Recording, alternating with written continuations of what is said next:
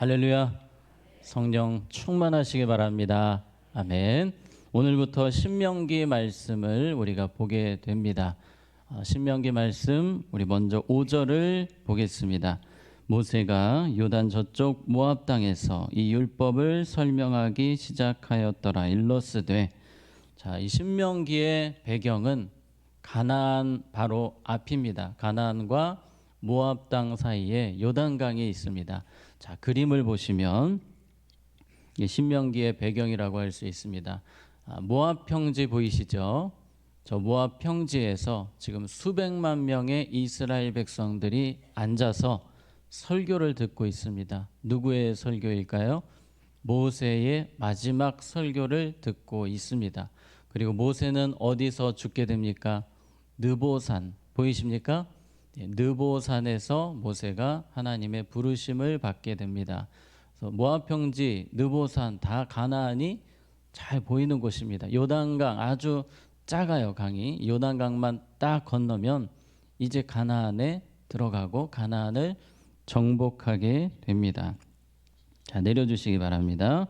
자, 이 모압 평지에서 많은 사람들이 모세의 설교를 듣는데 그 설교를 듣는 사람들은 대부분 99%가 광야 2세대, 출애굽 2세대 사람들입니다. 그러니까 모세와 함께 출애굽을 했던 사람들이 아닙니다. 홍해바다 어떤 이런 기적을 못 본 사람들이 대부분입니다. 99%가 그런 젊은 세대들로 구성되어 있습니다. 마치 요즘 MZ 세대처럼 젊은 세대라고 보면 되겠습니다. 모세는 그들을 향해서 하나님 말씀을 전합니다. 이제 조금 있으면 하나님의 부르심을 받습니다. 느보산에서 죽게 되지 않습니까? 그 전까지 모세는 최선을 다해서 이 사람들을 말씀으로 무장시키고 영적으로 일으켜서 가나안 땅에 보내려고 하는 것입니다. 보통 군대에서 이 말년 병장이 되면은 조금 부대 일에 대해서 관심이 없어지고 나갈 생각만 합니다. 열애되려고 하고요. 사실은 당연한 모습이기도 합니다. 가야 되니까 자신의 일이 있으니까 이제 준비를 하는 겁니다. 모세도 이제 갈 때가 됐기 때문에 이렇게까지 안 해도 될 법한데 모세는 뻔히 보이는 거예요. 내가 최선 다해서 이 사람들 무장시키지 않으면 분명히 가나안 땅에서 신앙이 무너질 것이다. 내가 주님 부르시는 그날까지 최선 다해서 이 세대들에게 말씀을 전하고 영적으로 무장시켜야 되겠다라는 강력한 의지가 있었던 겁니다. 모세는 사실 가나안 땅에 한 발자국도 내딛지 못합니다. 사실 억울하고 뭔가 마음에 안 좋아서 이렇게까지 안 할 수도 있는 사람이 될 수도 있었지만 모세는 그날까지 최선을 다해서 다음 세대를 양육합니다. 우리에게 어떤 메시지를 줍니까? 우리 다음 세대들에게 우리가 부지런히 가르쳐야 될 줄로 믿습니다. 우리의 중요한 사명, 우리 자녀 손들이 온전한 믿음에 서서 너무나 이 세상이 악하지 않습니까? 가나안 땅과 같이 하나님을 반대하는 이 세상 음란한 세대 속에서 우리의 다음 세대가 믿음을 잘 지킬 수 있도록 우리가 부지런히 가르치고 영적으로 무장시켜야 될 줄로 믿습니다. 지난 주일날 많은 우리 다음 세대가 왔습니다. 이 영혼들이 이제 말씀에 서고 우리 교회에 뿌리 내릴 수 있도록 기도해 주시고 우리 자녀들이 어디에 있든지 정말 말씀으로 무장해서 영적으로 무장해서 살아갈 수 있도록 우리는 최선을 다하는 삶을 살아야 합니다. 오늘 모세는 이 다음 세대들을 놓고 여러 가지 교육을 시킵니다. 그동안 40년 동안 이제 40년이 거의 끝나가는 시점이에요.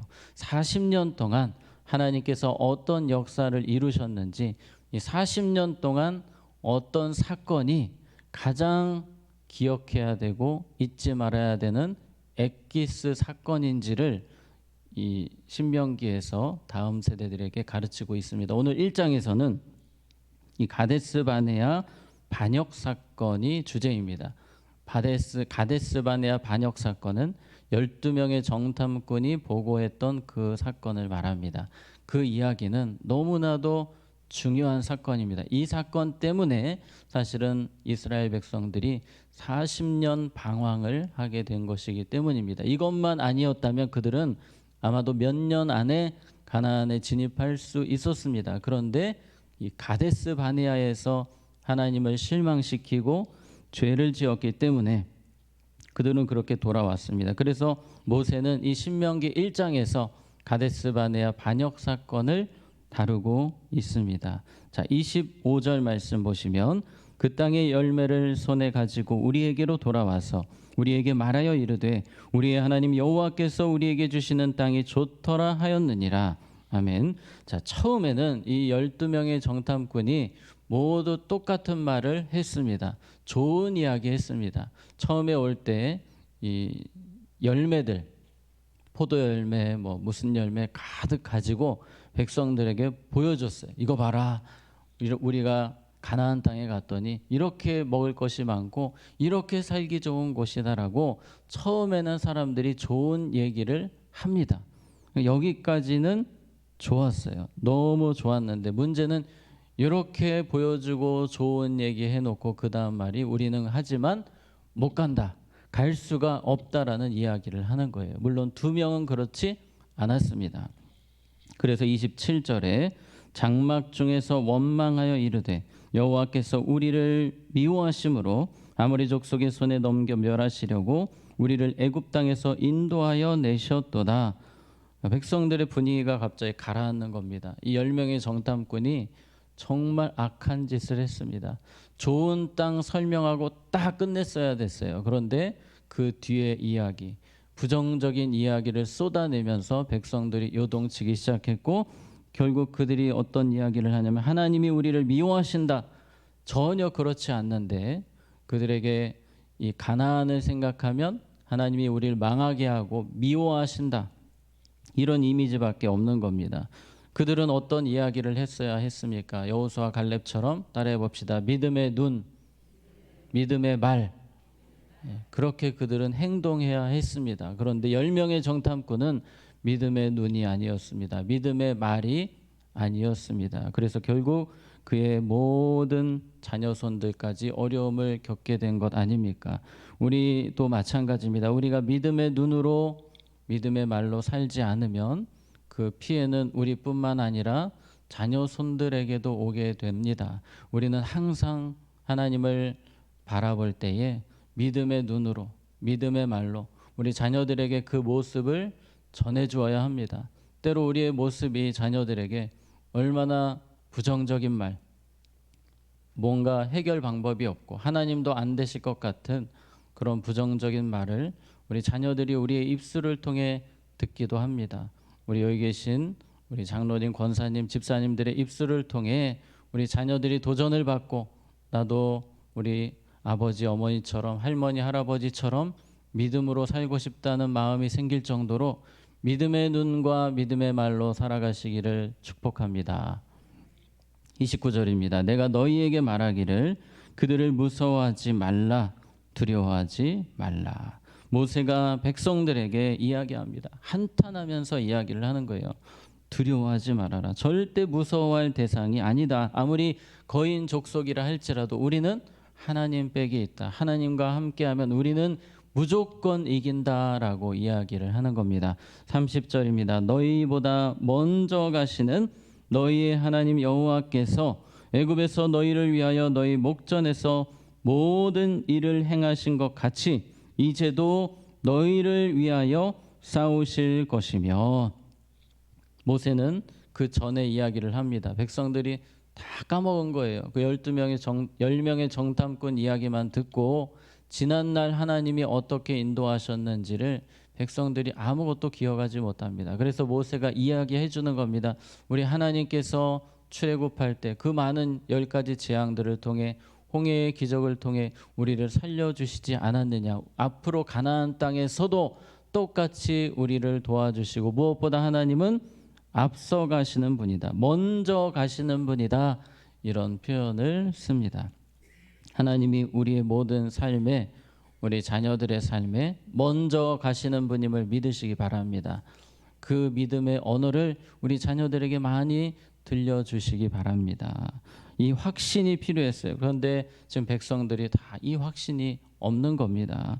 이러한 확신으로 살아갔던 사람 이삭이 그랬습니다. 이삭이 얼마나 고난이 많았습니까? 그럴 때마다 하나님이 우리와 함께 하시기 때문에, 하나님이 내 편이시기 때문에, 여호와께서 나를 위하시니, 여호와께서 우리를 위하시니 믿음의 언어를 쓰고 믿음의 눈으로 극복하지 않습니까? 우리는 하나님이 나를 위하신다, 나와 함께 싸우신다, 모세의 고백과 같이 그 믿음의 언어로 살아가기를 원합니다. 31절입니다. 광야에서도 너희가 당하였거니와 사람이 자기의 아들을 안는 것 같이 너희 하나님 여호와께서 너희가 걸어온 길에서 너희를 안으사 이곳까지 이르게 하셨느니라 하나. 여러분, 이 표현이 너무 아름답지 않습니까? 하나님께서 너희를 어떻게 인도하셨냐면 마치 아버지가 아들을 안아서, 사랑의 품에 안아서 이끌어오는 것처럼 우리 하나님께서 그렇게 우리를 하나님 품에 안아서 여기까지 인도하셨다는 거예요. 얼마나 아름다운 표현이에요. 그런데 이 아름다운 믿음의 표현을 듣고도 백성들이 불평하고 원망하지 않습니까? 저는 이 모세의 표현과 같이 우리 여기 계신 우리 장로님, 권사님, 집사님, 성도님들이 이러한 아름다운 믿음의 표현들이 많아지시기를 바랍니다. 하나님이 우리를 사랑하시는 그 모습이, 하나님이 우리 가정을 이끌어 가시는 그 모습이 어떻게 우리의 인간의 부족한 말로 다 표현할 수 있겠습니까? 그러나 성령님께서 우리의 입술을 주장하시면 우리의 말을 통해 모세와 같이 이러한 아름다운 표현들, 주님의 그 모습을 가장 잘 표현할 수 있는 언어들을 사용할 수 있게 되는 겁니다. 이 시간 특별히 기도하시면서 성령님께서 오늘 내 입술을 주장하셔서 나의 말을 통해 하나님의 사랑이, 하나님의 은혜가 잘 표현될 수 있도록, 우리 자녀들에게 주의 은혜가 흘러갈 수 있도록 나의 말을 통해서 그렇게 기도하는 오늘 이 시간이 되시기를 바랍니다. 33절에 그는 너희보다 먼저 그 길을 가시며 장막 칠 곳을 찾으시고, 여러분 이 부분이 놀랍지 않습니까? 하나님께서 그냥 구름이 이동하면 그냥 백성들 그냥 막 이동시키시는 그런 것이 아니고, 하나님은 갈 길을 딱 예비해 놓으시고 장막치기 제일 좋은 곳에 구름이 딱 멈춘 거예요. 최적지에. 여러분 이 200만 명 되는 사람들이 얼마나 이 장소를 찾는 게 어렵습니까? 그런데 하나님이 다 골라 놓으시고 그곳에서 가장 최적의 장소로 예비하시고 인도하셨다는 거예요. 따라해 봅시다. 여호와 이레. 믿으십니까? 하나님께서 그렇게 여러분의 삶을, 우리 자녀손들의 삶을 최적의 장소로, 최적의 길로 지금도 인도하고 계십니다. 우리가 믿음이 연약해지면 여호와 이레 하나님을 놓칠 때가 있습니다. 우리는 믿음의 눈을 가지고 여호와 이레 하나님 잊지 않고 늘 감사하며 믿음으로 살아가기를 원합니다. 자, 35절에 이 악한 세대의 사람들 중에는 내가 그들의 조상에게 주기로 맹세한 좋은 땅을 볼 자가 하나도 없으리라. 오래전 이야기죠. 그때 가데스 바네아에서 믿지 못하는 그 백성들을 향해서 너희 중에 여호수아 갈렙 외에는 가나안 땅에 들어갈 사람이 아무도 없게 될 것이다라고 이야기를 합니다. 모세가 백성들에게 두려우신 하나님을 이야기하는 거예요. 지금까지는 좋으신 하나님, 여호와 이레 하나님, 먼저 앞서가시고 우리를 위해 싸우시는 하나님을 이야기했다면 백성들이 계속해서 원망하고 불평하니 하나님이 얼마나 두려우신 분인지를 백성들에게 이야기하는 겁니다. 하나님은 두려우신 분임도 우리가 기억해야 되고 자녀들에게 부지런히 전해야 합니다. 우리는 하나님은 우리가 365일 믿음으로 살기를 원하세요. 어느 한 순간만, 예배드리는 그 순간만, 새벽 기도 이 시간만, 공예배 시간만 믿음이 충만한 것이 아니라 우리의 모든 삶이 24시간이 믿음의 삶이 되기를 원하십니다. 우리 자녀들이 그렇게 살기를 원하십니다. 우리가 늘 주님 앞에서 믿음으로 살기를 힘써야 합니다. 왜냐하면 하나님은 두려우신 분이시기 때문입니다. 우리가 믿음으로 살지 않으면 반드시 하나님께서는 우리를 책망하시기 때문입니다. 45절에 보시면 너희가 돌아와 여호와 앞에서 통곡하나 여호와께서 너희의 소리를 듣지 아니하시며 너희에게 귀를 기울이지 아니하셨으므로, 이제 모세는 두려운 이야기를 계속 이어갑니다. 이제는 기회가 없다는 겁니다. 하나님이 너희들에게 회개할 수 있는 기회를 주셨고 돌아올 수 있는 기회를 주셨지만 계속 이렇게 불신으로 나아갔기 때문에 하나님도 이제는 더 이상 너희를 도와주지 않으실 것이다. 지금 백성들이 모세의 이야기를 듣고 하나님의 심판을 눈으로 보면서 두려움이 온 거예요. 요즘 아이들 말로 현타라고 합니다. 이제 후회하는 겁니다. 우리가 잘못했구나. 우리가 불신의 말을 왜 내뱉었을까? 왜 하나님을 믿지 못했을까? 그런데 모세가 두려운 말을 합니다. 이제 기회가 없다. 이제 끝났다는 거예요. 후회해도 소용없다라고 이야기를 합니다. 우리는 이 사실도 기억해야 됩니다. 하나님은 계속해서 우리에게 기회를 주시는 분이 아니십니다. 물론 우리가 회개할 때 용서해 주시고 우리의 죄를 지워 주시지만 때로는 우리가 주님 앞에서 후회하며 기회를 달라고 할 때에 기회를 주시지 않는, 물론 용서하시지만 축복의 기회를 가져가시는 두려우신 하나님이십니다. 기회는 무한정 있지 않습니다. 주님께서 우리에게 주어진 시간 속에서 주님이 주신 이 기회를 놓치지 않도록 우리는 최선을 다해 살아야 하고 우리 자녀들이 그 기회를 놓치지 않도록 늘 힘써 가르치고 기도해야 합니다. 우리 자녀들을 바라볼 때, 특별히 믿음이 연약한 자녀들을 바라볼 때에 여유 있는 눈으로 더 이상 바라보지 않고 기회가 많이 없다라는 사실 기억하고 우리가 더 부르짖어 기도하며 우리 자녀들을, 다음 세대를 믿음으로 기도로 더 세워야 할 줄로 믿습니다. 자, 말씀을 마치겠습니다. 오늘 모세와 같이 다음 세대를 위해서 최선 다하는 우리 교회가 되기를 원하고 또 10명의 정탐꾼과 백성들처럼 되지 않고 끝까지 믿음의 말과 믿음의 눈으로 살고 하나님의 기회는 무한정이 아니라는 사실을 기억하고 주님 앞에서 주어진 시간 속에 최선 다하며 살아가는 우리 모두가 되기를 원합니다. 아멘. 기도하겠습니다.